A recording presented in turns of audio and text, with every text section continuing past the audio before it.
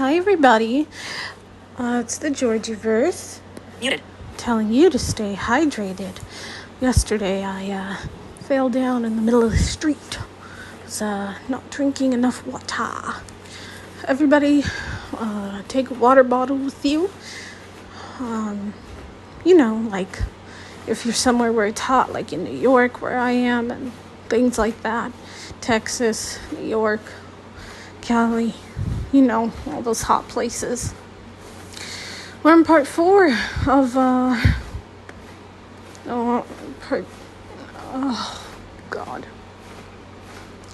all the dates. We're part 5. Oh my gosh, I'm gonna lose track of all these dates. Well, eventually, one day I'll get it. But we are on the 3rd date.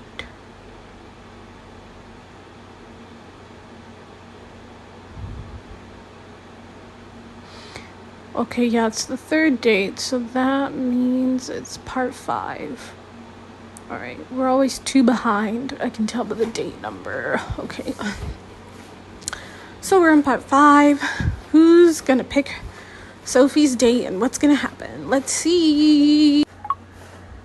Done. Dimmed. Done. Dimmed. Pause. Button. Fast forward. 15 seconds. Dimmed. Play. Button. Rewind. 15 seconds. Current position. 1 minute. 36 seconds. Waveform. 1 minute. Trim. Dimmed. Button. Selected. Playback settings. Dimmed. Duration. 1 hour. Pause. Button.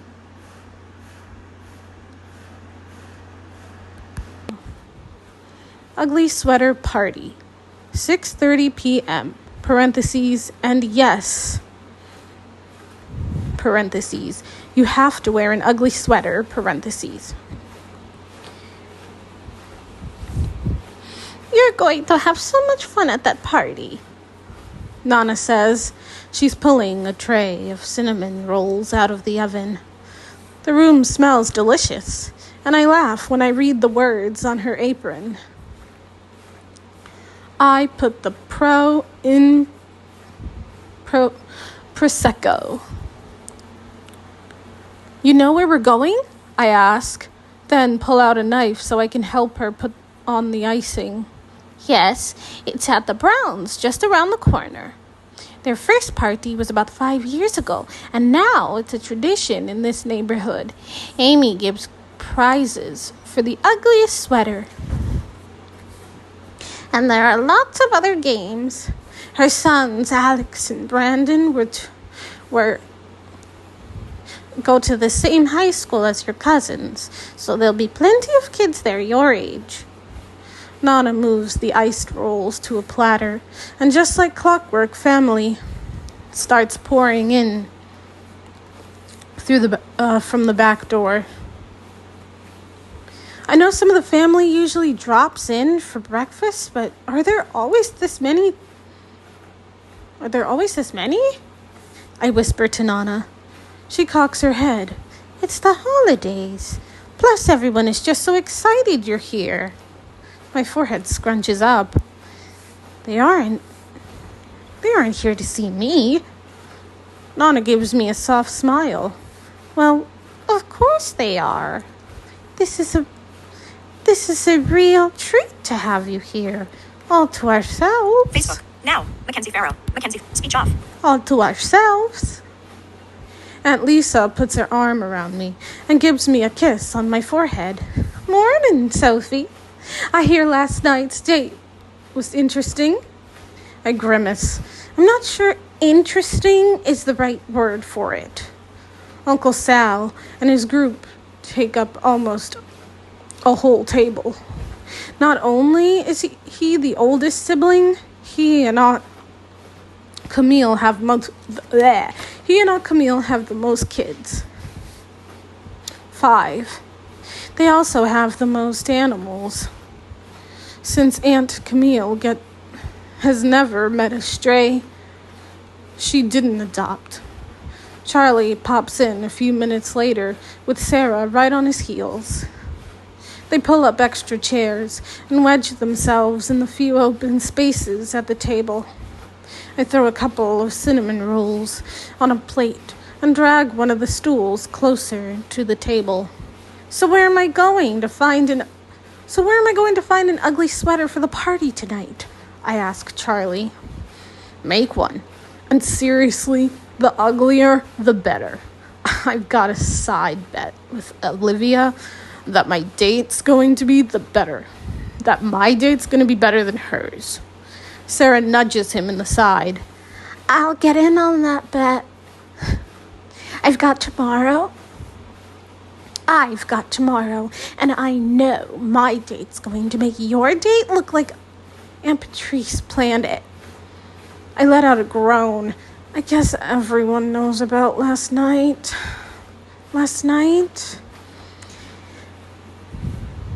Yeah,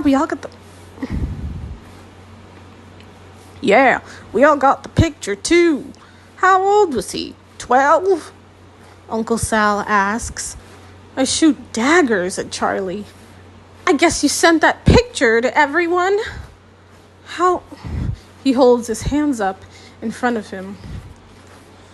I couldn't help it. Once I started, I couldn't stop. Is there no privacy in this family? Everyone at the table answers no. Charlie turns to his sister. Why do you think your date is going to be better than mine? You're 15. What do you know about dating? I'm just good. I'm good just as long as there are no farm animals, I say, or babies. Sarah gives us a smug smile. You'll see. It's going to be awesome. Aunt Patrice, Uncle Ronnie, and the boys burst through the back door. Patrice's eyes searching the room for me. When she finds me, she barrels through the crowd. The nativity was ruined when she left. It all just fell apart. Harold was so depressed you left that he didn't want to be Joseph anymore. The goats got sick and threw up on everything. Baby Jesus just cried and cried. Olivia sneaks in during Aunt Patrice's outburst and drops down in the seat next to me, nudging me under the table.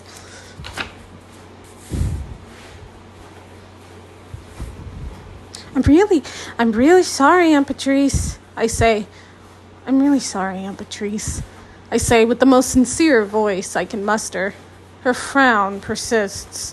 I know you still haven't gotten over Dave, so that's still no reason to ruin everyone's fun. Who the hell is Dave?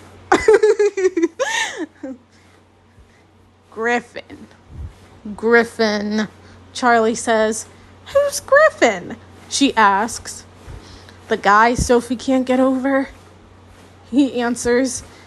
I throw a piece of cinnamon roll at him. Aunt Patrice looks confused. Then who's Dave? Charlie shrugs. I have no idea. Aunt Patrice finally walks away, still pondering who Dave is. At least she's not chewing me out anymore. Uncle Michael walks in and says, the new sheet is up. This dating thing has turned into something like the NBA Finals. Apparently, Nana got wind yesterday that my uncles, a few of my aunts, and some of my older cousins are betting on what time I get home from my date. Their basic strategy is to weigh who picked the date,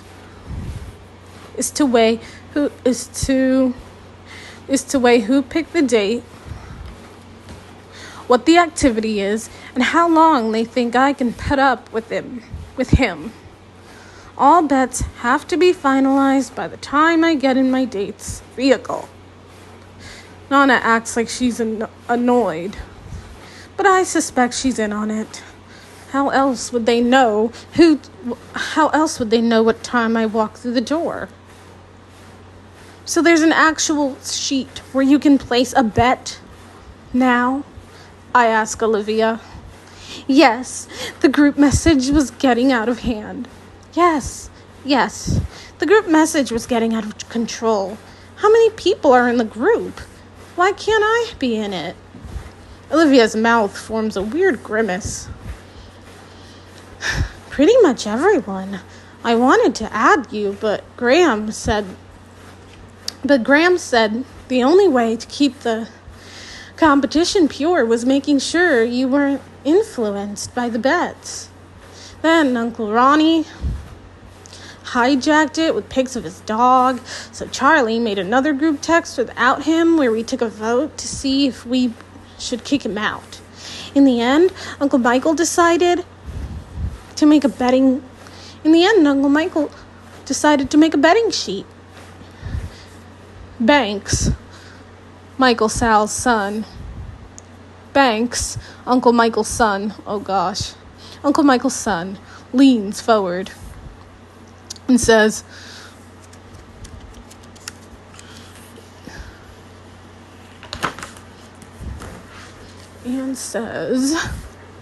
it's like one of those betting squares you do for the Super Bowl.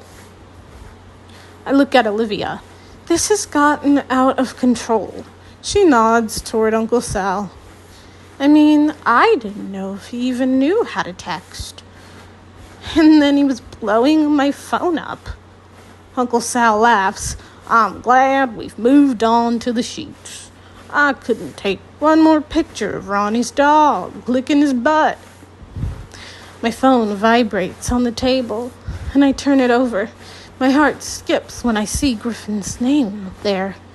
It's like he knew we were talking about him. Charlie turns up behind me and glances at the screen. Oh, no. No jackasses on my day. He tries to grab the phone, but I hold it just out of reach. I scoot back in my chair and swipe open his message. It's a picture of me with Seth and Olivia and Drew from my first date. We're all huddled together in front of a giant cardboard snowman. The picture was taken right after our snowball fight. Griffin, someone sent me this. This guy you're with posted it and said, hoping all of her other dates suck. Behind me, before I can even think of a response, Griffin sends another text. Griffin, I guess I didn't expect you to go on a date so soon. I know I screwed up. I'm sorry. It kills me to see you with this guy. Hell no, Charlie says from over my shoulder. He succeeds in taking my phone this time. He's not going to lay some guilt trip on you when he's the one who wanted to break up. Charlie starts tapping something on my phone. I try to snatch it back. What are you saying? What are you saying? My shrill voice echoes through the kitchen, but no one gives me more than a glance. I'm telling him what you should have days ago. By the time Charlie gives me back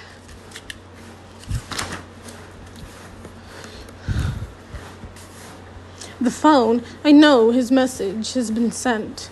And when I read over what he wrote, my cheeks get pink with embarrassment. Charlie was very descriptive about what Griffin should stick into certain body parts. I'm staring at my phone when Nana pushes me toward the hall. Go get dressed. You're riding to the shop with me since Olivia has some stuff to do with her mother this morning. We'll stop at the store and see if we can find you something to wear tonight. Most of the family scatters from the kitchen once they're done eating. Charlie stops at the back door and hollers, "Be ready at 6:30. I'm still staring at my phone by the time I enter the guest room, but not surprisingly, Griffin doesn't respond. Nana and I are on the way to the store when Mom calls. Hey, sweetie, how are you? I guess you survived your date last night, she says. I can tell she's trying to be upbeat, but she sounds tired and worried. It was horrible. But what else do you expect from Aunt Patrice? How's Margot? Mom's quiet on the other end. She's okay. Hanging in there. I try to speak, but it feels like something is lodged in my throat. Finally, I ask, what's going on? What are you not telling me? Well, her blood pressure is a little higher than the doctor would like, and then there's something with swelling. She's having a few contractions, but they're giving her some magnesium. But that should take care of that. No need to worry. We're all keeping a close eye on her. Mom sounds overly enthusiastic, which makes me doubt her. Is she going to be okay? Is the baby? Yes, honey. They're both okay. Are you? If I need to, I can put an end to this blind date thing. I hate to think you're up there miserable. God, the last thing I want any of them to worry about is me. No, it's fine. It's a good distraction. I keep telling myself this is going to make for a good story later. Mom let out a soft laugh. Well, we love you very much. Love y'all too. Tell Margot to text me if she's feeling up to it. I will, sweetie. She's sleeping right now, but I know she loves hearing what's going on with you. She got the biggest kick out of that picture Charlie sent her last night. At last, there was some good that came out of that. We say our goodbyes, and I hang up just as we pull into the parking lot. How bad is it? Nana asks. Huh? I ask, scrunching up my forehead. Margot and the baby. Your mother acts like I didn't have 8 children of my own. She thinks I'm too fragile to know what's happening down there. I sigh. Her blood pressure is too high and the swelling is bad. Some contractions, but they're trying to stop them. Nana nods. Well, good. It's amazing what those doctors can do. I know everything will be just fine. And now I see where Mom gets her fake enthusiasm. We wander through the store and head to the craft section, debating what we need to make the tackiest sweater ever. Nana found an old red sweater in her drawer this morning, so all we need are decorations. She holds up a package of silver tinsel. How about this? We could hot glue it down the arms of the sweater. Oh, God. She sees the look on my face. Sophie, the key here is tacky. I nod, and she starts throwing everything from bows to colored pipe cleaners to fizzy cotton ball looking things into the basket. She's got a twinkle in her eye. When I'm done with this sweater, there's no way you won't win. I drop my head back and stare at the ceiling. That's what I'm afraid of. We head to the checkout We head to the checkout when the basket is almost full. But she stops suddenly. Oh, I almost forgot. Gigi needs a few things. She pulls out a piece of paper from her purse, and I recognize the small scroll of my great grandmother. Could you go grab these? I'll go and get in line. We'll drop them off at the nursing home on the way to the shop.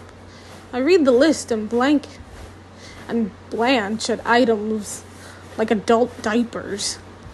Once I find everything, I run through the store carrying all of the items on the list as discreetly as I can. Nana is unloading stuff for my sweater on the conveyor belt and talking to the guy checking her out. I walk up just in time to hear her asking him, "Do you have any plans for New Year's Eve?" "I'm looking for a date for my granddaughter." "I'm looking for a date for my granddaughter." What is she doing? "Well," he says, "I think my friends might be having a party, but we're not sure yet." His eyes move from her to me, and then to the items in my arms. He zeroes in on the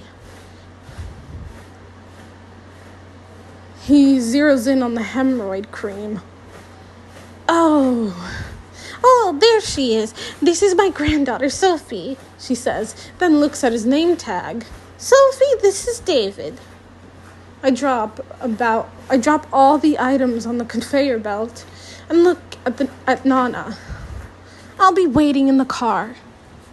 Just as I'm about to leave the store, I hear her say, "Well, if the party with your friends don't work out, call Greenhouse Flowers and Gifts and ask for Sophie." Olivia and I are hiding out in the back of the greenhouse on our lunch break, eating some sandwiches Aunt Lisa packed for us. She's texting back and forth with Drew, a dimpled smile on her face, and I hate to admit I'm jealous.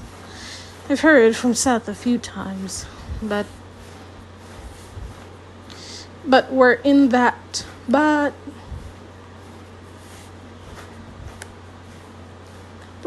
new awkward phase of communicating.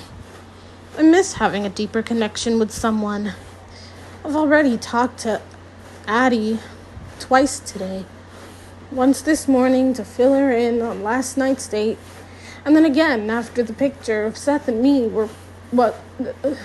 was posted. So instead of giving in and texting Griffin, I text Margot. Me, "How are you?" Margot, "Good." Me, "You're full of it." Mom called me this morning. Margot, "Fine then. It sucks right now. Not only am I worried about the baby, but Mom and Dad and Brad's parents are driving me crazy. I want so much to tell her how scared I am for her and the baby, but that's not what she needs to hear from me right now. Me, "Tell Mom you want some of her vegetable soup. You know that takes her hours to fix. And doesn't Brad's mom sew or something like that? Tell her you want her to make something special for the baby. You have to keep them busy." Margot, "You're right. Hold on, I'm on it." I eat half my sandwich before Margot texts me back. Margot, "It worked. Dad's driving Mom to the grocery store, although the soup is probably going to suck, since my diet is so restricted right now. And Bill is driving Gwen to the store to get some material for a blanket, even though she's already made a dozen. Me, "See, I'm a genius." Margot, "What's up for tonight's date?" Me, "Ugly sweater party with someone Charlie is setting me up with." Margot, "Send me pics. And don't make me bribe Charlie to do it." We text back and forth, me telling her about the horrible date with Harold and how Nana keeps trying to set me up with random guys that I always manage to look ridiculous in front of. Just before our lunch break is over, I text, Me, "I'm trying really hard not to be scared for you and the baby." Margot, "Me too, Soph. Me too." The crowd tonight at Nana's is the all is at an all-time high.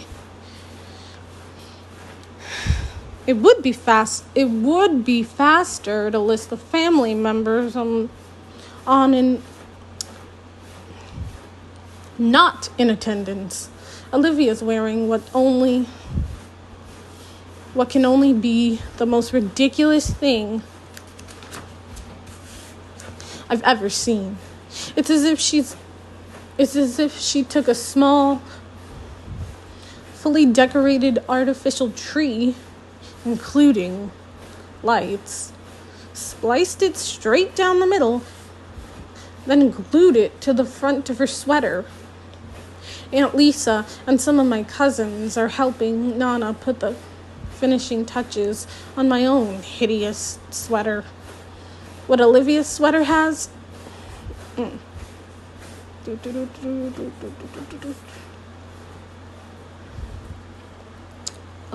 whereas Olivia's sweater has a definite theme, mine is chaos.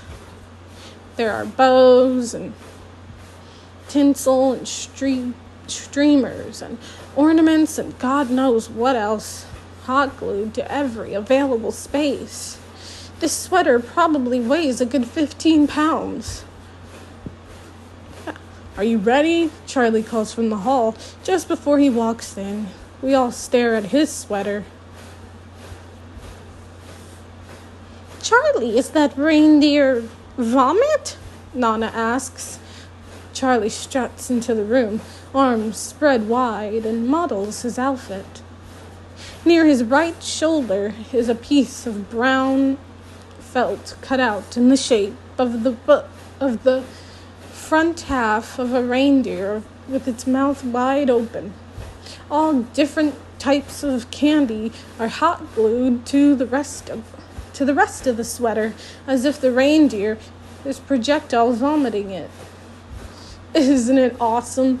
He says. Wait until you see Judd's. Who's Judd? I ask.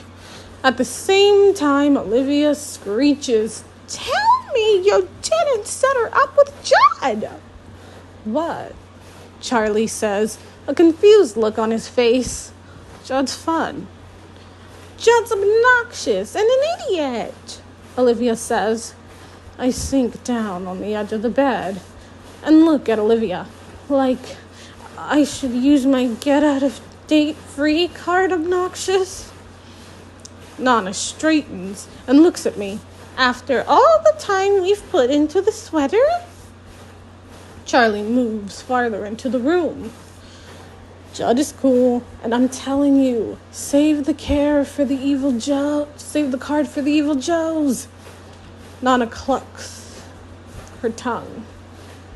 What have I told you about calling them that?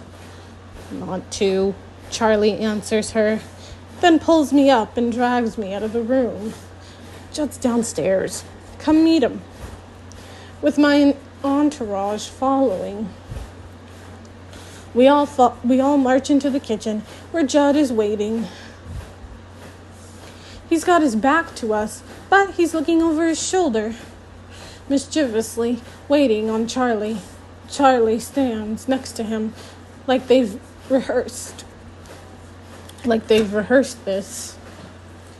And they slowly turn around together, making sure their shoulders never lose contact. Nana lets out a surprised gasp, while the rest of us just stare at them. Where Charlie has the head and front end of the deer who is vomiting, Judd has the back half of the reindeer. Let's just say there's an equal amount of candy flying out of that end as well.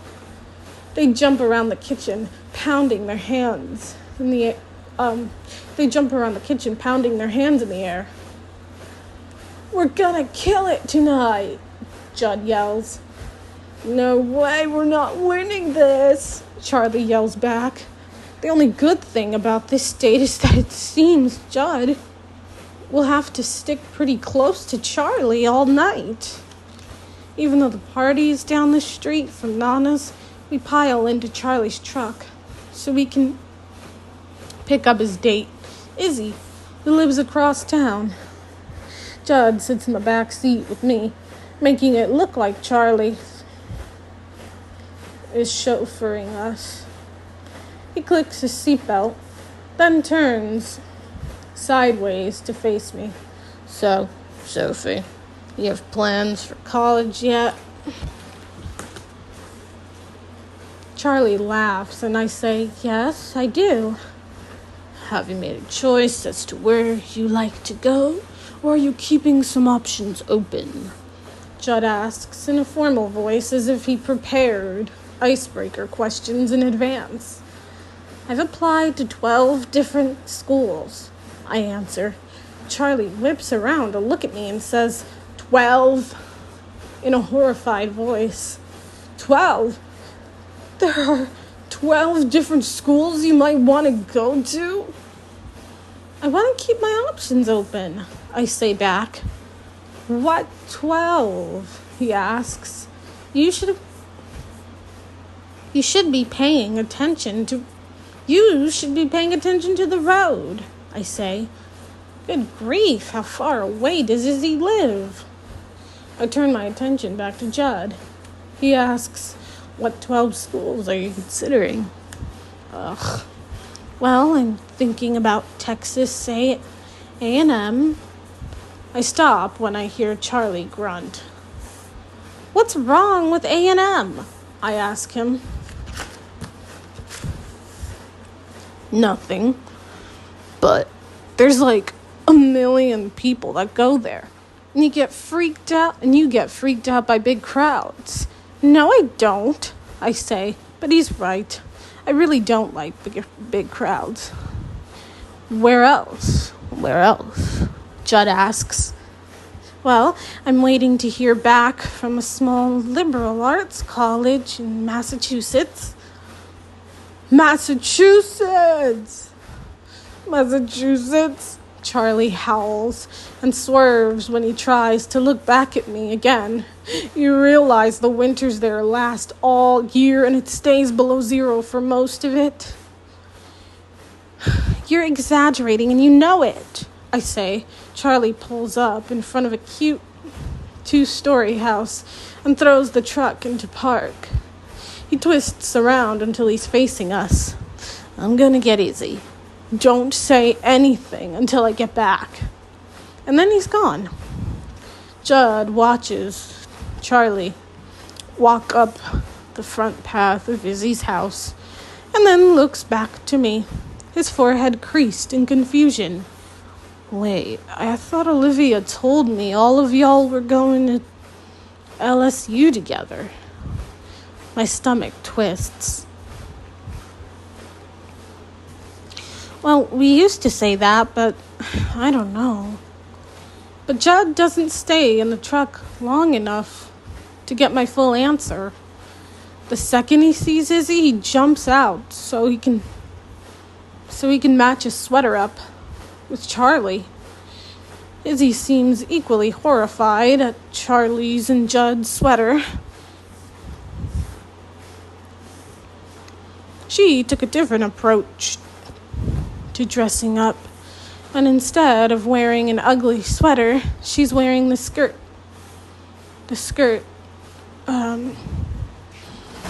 that usually fits around the base of a real Christmas tree as an actual skirt.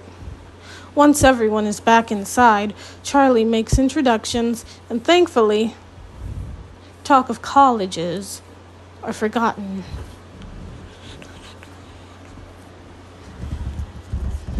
Give me a minute because my friends, are done with volume 1 of this book. So that means I gotta find volume 2.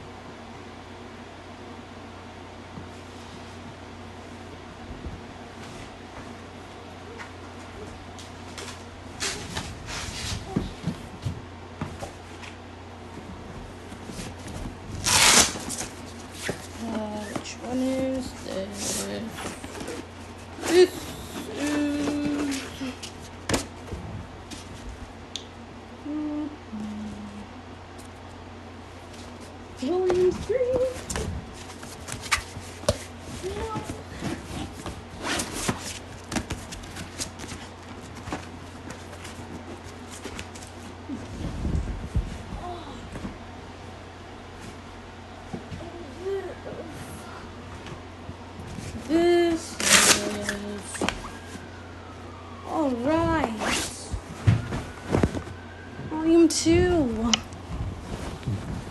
Oh.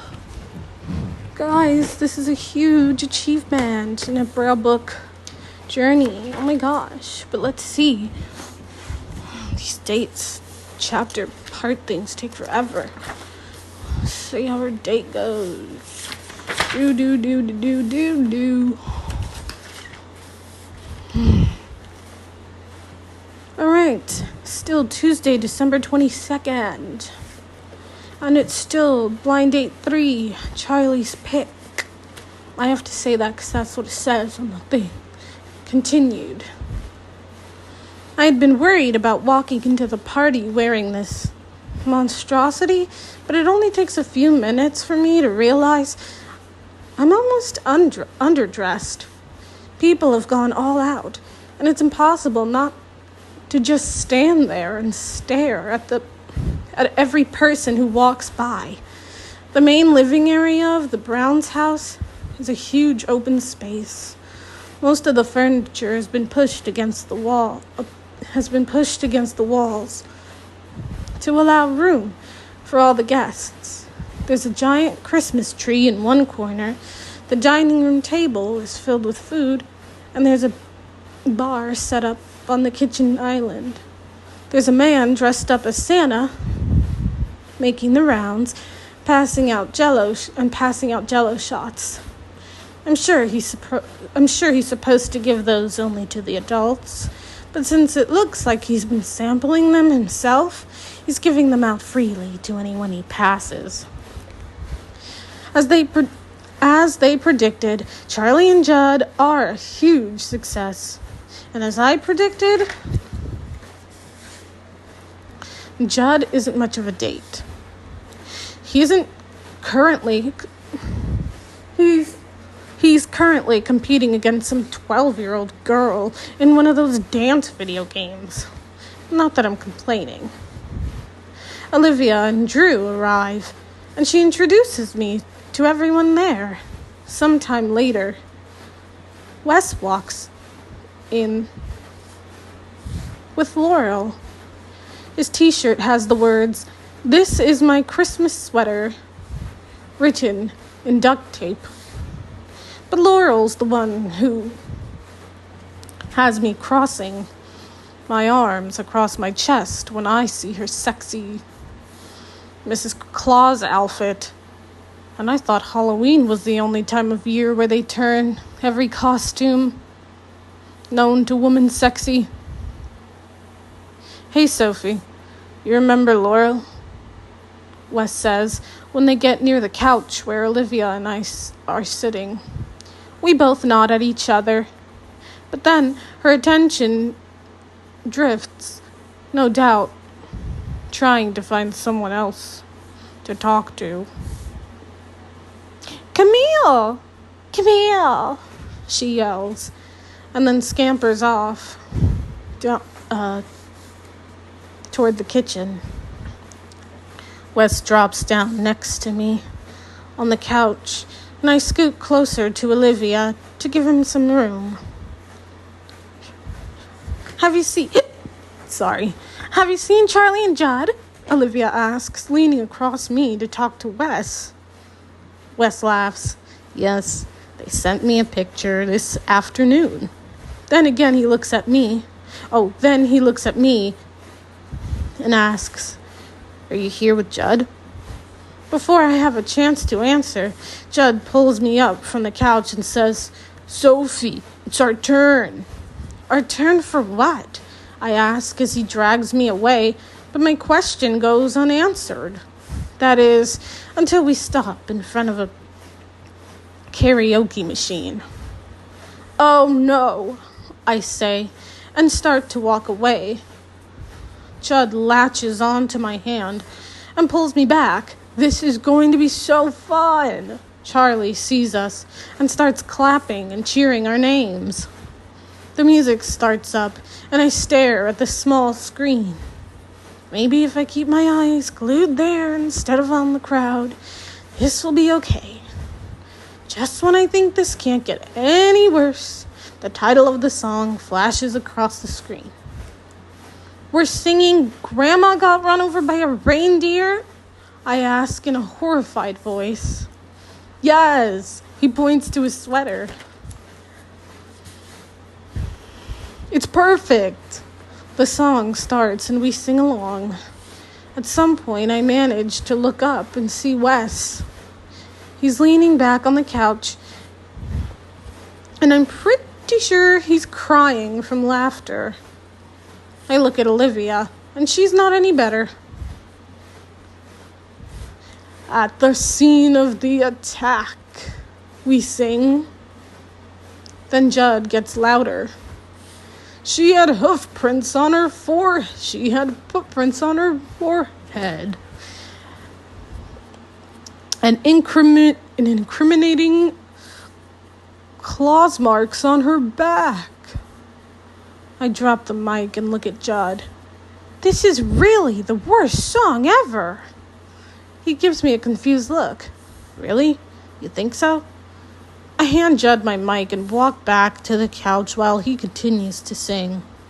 The song draws to a close, just as Mrs. Brown, the party's host, walks into the room clapping to get everyone's attention. She's a cute, bubbly woman, and she's got that strong South Louisiana accent that makes some words unrecognizable. Time for the games, she yells over the music. I turn to Judd. What games? I ask. His grin tells me I should be scared. Fun games, he says, then pulls me to the center of the room. Okay, it's the young versus the old, Mrs. Brown says. I need 2 lines. The one on my left, the old geezers. The old geezers on the right. Boy, girl, boy, girl. I watch as the room divides into the 2 groups. Judd steps in line next to me and seems super pumped up about this game. Wes is behind me with Laurel. Mrs. Brown stands in front of the room, holding 2 really big oranges, one in each hand. Here's what we're gonna do. I'll put an orange under the chin of the first person in each line. Then you have to turn and pass it to the person behind you, but you can't use your hands. Oh, God. Someone cranks up the music while Mrs. Brown puts the oranges in place. Of course, Charlie is at the front of our line, and he wiggles his eyebrows at Izzy. I'm going to have to get that orange from Judd, then give it to Wes.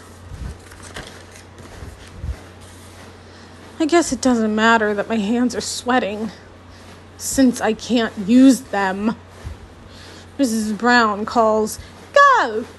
and Charlie throws himself at Izzy. There's no way to pass the orange without being extremely close to the person you're trying to give it to. The adults drop theirs and have to start over. They've all been hitting the eggnog pretty hard and can't stop laughing long enough to move the orange. Before I know it, Judd's got the orange and turns to me.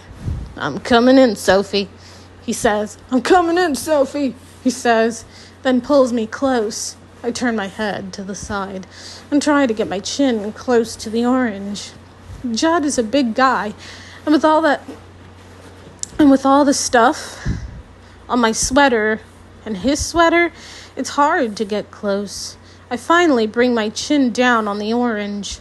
Judd pulls away slowly, and I spin toward Wes. And then I hesitate. His eyebrows shoot up and his head crooks. His head cocks to the side, almost daring me. Why am I nervous about getting close to Wes? I've known him forever. Charlie is chanting my name, and I just go for it. My arms wrap around his shoulders, pulling him close as I tilt my head. His arms go around me and press. His arms go around me, and we're pressed against each other. I feel Wes grip the orange, and I start to pull away, but it's too soon. The orange comes loose. Wes presses against me, stopping the orange just before my collarbone, just below my collarbone, where it's wedged between a red glitter bow and a Santa ornament. Well, this is awkward, he says. He's looking up at me, holding the orange against me with his cheek. He looks ridiculous. Laughing, I look across the room where the adult's orange is moving rapidly down the line. And they look down at him. And then look down at him. We can't let the old folks win, I say. Get the orange. He starts moving the orange around with his face, trying to get it with his chin. It rolls toward my shoulder, then down my arm. Wes is crouched around me, since he's so much taller than I am. And I'm on my tiptoes, trying to raise my shoulder toward his chin. Stop wiggling it, he says. You suck at this, I reply. Charlie is next to us, trying to give Wes directions, but all Wes manages to do is roll the orange around my arm, then back to my shoulder until he gets really close to my boob. You need to get the orange and move along, I say. He finally manages to catch it in the right place. Wes squeezes me close one last time, and then he's gone. It's a clean pass to Laurel, and then she turns to the guy behind her. Wes looks at me over his shoulder, and my heart is pounding. We stare at each other a few seconds before he turns away. When we beat the grown-ups, Judd picks me up and swings me around. Mrs. Brown gets our attention for the next game. I'm going to pick 6 from the youngsters and 6 from the elders. I became one of the lucky ones. Judd jumps around like a maniac and points at me until Mrs. Brown picks me. She hands me a rectangular tissue box that has a long ribbon attached to the bottom. I shake the box and it rattles. It's full of ping pong balls. I can't even imagine what this means. Now, everyone tie the ribbon around your waist so the box is sitting right above your behind with the opening pointing out. Olivia helps me get mine tied on just right. I notice Charlie and Wes were also picked to do this challenge. I glance around for Laurel, but she's nowhere to be found. Wes is standing with his hands up so Charlie can get the box tight tied around his waist. His t-shirt fits a little snugger around his biceps than I remember. It looks like he's been working out. He looks good. I brushed the thought away immediately. Why am I noticing Wes's arms? Mrs. Brown claps her hands several times. Okay, when I yell go, you dance around and shake what your mama gave you until all the balls are out of the box. I shake my head at Olivia and mouth the word no. She laughs, nods her head and mouths the word yes. The music starts again and Mrs. Brown screams go. And then we all start moving. I find out quickly that up and down isn't doing the job, so I start moving side to side. Basically, I look like I'm stuck in the washing machine spin cycle. I should be humiliated, but for some reason, I'm not. Charlie is doing some sort of crazy motion where his hands are on the ground and his butt is in the air, and he's bouncing it from side to side. His ping pong balls are flying out everywhere. Wes seems to be having the same trouble I am. He moves toward me while shaking his hips back and forth. Aren't you glad you came? Aren't you glad you came? He shouts over the music. I'm still not sure, I shout back. We'll help each other out. Give me your hand. I'll dip you and hopefully they'll all come flying out. I put my right hand in his and lean back. He keeps his arm around my shoulders while I shake my hips. That's cheating, an older woman says.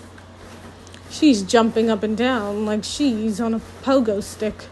She said to dance, and we're dancing, Wes says. Charlie comes up beside us and yells, say cheese. More pictures. Margot's going to love these, Charlie says. I roll my eyes, and Wes laughs. When my box is empty, I say, okay, your turn. We change positions, and within seconds, I'm standing over Wes. Wes keeps spinning around and around, and we're both getting a little out of breath. We owe Jed one for this, I say to Wes. Judd had managed to get Wes nominated too. His eyebrows shoot up, and he pulls me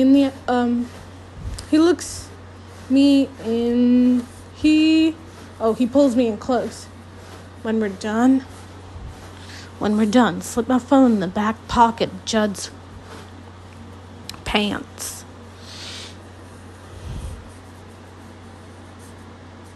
Slip my phone in the back pocket of Judd's pants. I look quickly at Judd before turning back to Wes. Why? We said we owe him one. I've got just the thing. After a few more turns, the last of the ping pong balls are out, but an older couple already beat us. While I untie the box from my waist, Wes holds out his phone. Just drop it in. I shake my head. No way. Wes rolls his eyes. Come on. He puts his hands on my shoulders, then spins me around until I'm facing Judd, who is busy talking to Mrs. Brown's son, Brandon. Those pants are so big, he'll never feel it. It's been a long time since I've been part of a prank. I take a deep breath and move toward Judd. Hey, he says, when I stop next to him. Have you met Brandon? Thanks for letting me crash your party, I say. I move close to Judd and put one hand on his shoulder like I want to tell him a secret. As I hoped, he leans in close to me. Do you know where the restroom is? I ask. I slip Wes's phone in his back pocket just as he twists around and points to a hallway on the other side of the room. Just down that hall, second door on the right. I nod, a ridiculously big smile on my face, and head in that direction, detouring once he's focused his attention on Brandon again. By the time I get back to Wes, Charlie and Olivia are standing there with him. Okay, what's next? I say. Wes grins. Pull out your phone and call him. And call me. I can't tell if Olivia and Charlie know what's happening. Pulling up the contact, I tap on Wes's name. So what's going on? I'm interrupted by the loud sound of an... So what's going on? I'm interrupted by the loud sound of an air horn. Most everyone around Judd is startled, but Judd jumps like one of those cartoon cats that leaves its fur behind. It's unbelievable, really, how high he went. The air horn keeps going off. Judd grabs his butt, trying to figure out what's going on. You can probably hang up. You can probably hang up now, Wes says, laughing.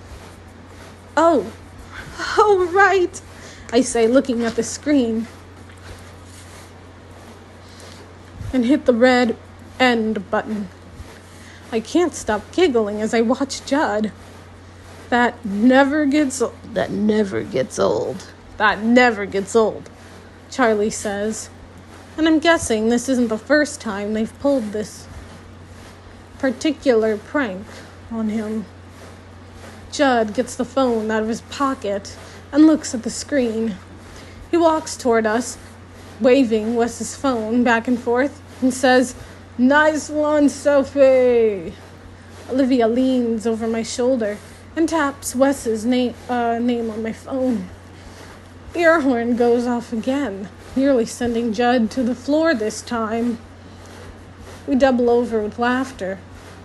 What are you doing? We all turn around to find Laurel standing behind us, arms crossed. We're just messing around with Judd, Wes says. Yeah, it's too easy to resist, Charlie adds. Laurel rolls her eyes. I don't know why you have to act like a little kid. Olivia and I exchange sideways glances. I mean, is it a little childish what we're doing? Maybe, but it's funny. And Judd isn't afraid to give as good as he gets. So no harm done. Wes doesn't answer her. Are you about ready to go? She asks him. Mrs. Brown is already setting up the next game. The room is still full, and the music is still playing, and the table is still full of food. This party isn't close to being over. He shakes his head. Not really. She gives him a look. Mia texted me. She's at a party downtown, and a ton of people we know from school just showed up.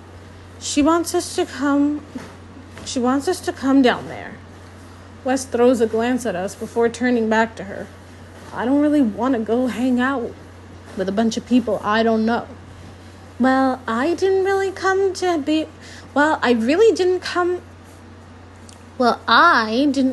to come back and hang out at some high school party.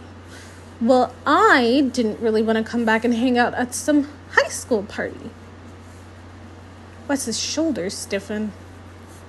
I didn't have to look at him to know he's pissed. Charlie, Olivia, and I should really walk away, but none of us are moving. Oh, it sucks that you have to hang out with Shane. Yeah, it sucks that you have to hang out with the same friends you hung out with